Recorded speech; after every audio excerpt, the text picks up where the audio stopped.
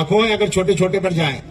ये मैंने कहा तो अब उसने जरा सा अपने जहन में एक हिसाब सा लगाया, रुका वो थोड़ी देर और फिर मेरी तरफ देखकर एकदम उसने सवाल किया कि ये सारा पैसा कहां से आता है। ये जवाब जो है हमारे लिए सबसे ज्यादा आसान था। मैंने जल्दी से कहा मिन तबर्रुआत शाबिल मुस्लिम, आम मुसलमान के चंदे से। ये मैंने जल्दी से बोल दिया तो उसने ताज्जुब से मेरी तरफ देखा और कहने लगा कि समझ में नहीं आता। उसने अपने जहन में एक खर्च का अंदाजा लगाया और उसके बाद उसने कहा कि आम मुसलमान के चंदे से होता है, ये बात समझ में नहीं आती। मैंने जवाब में कहा कि समझ में तो हमारे भी नहीं आता।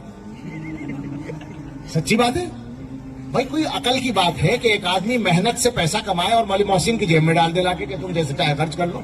सोचने की बात है। मोहतमिम साहब को लाकर दे दे कि साहब आपकी मर्जी जो चाहे करें, ये अकल में आने वाली बात है क्या? ये अकल की बात नहीं है, ये अल्लाह ताला का कायम किया हुआ एक निजाम है।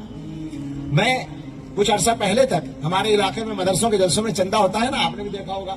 इधर शायद रिवाज नहीं है, हमारे यहाँ ज्यादा चंदा जलसे में होता है बहुत सारे मदरसों का। हाँ, यहाँ नहीं होता तो मुझे बुरा लगता था वो।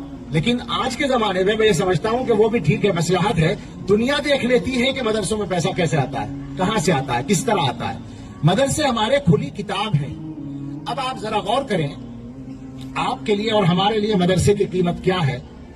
मैं आजकल एक लफ्ज बोलता हूँ, एक बात कहता हूँ कि मेरे पास वो अल्फाज नहीं है। जरा याद रखिएगा, मैं सच कह रहा हूँ ये बात, और ये मेरी बात बहरहाल कुछ न कुछ तजर्बे की रोशनी में है, मालूमात की रोशनी में है।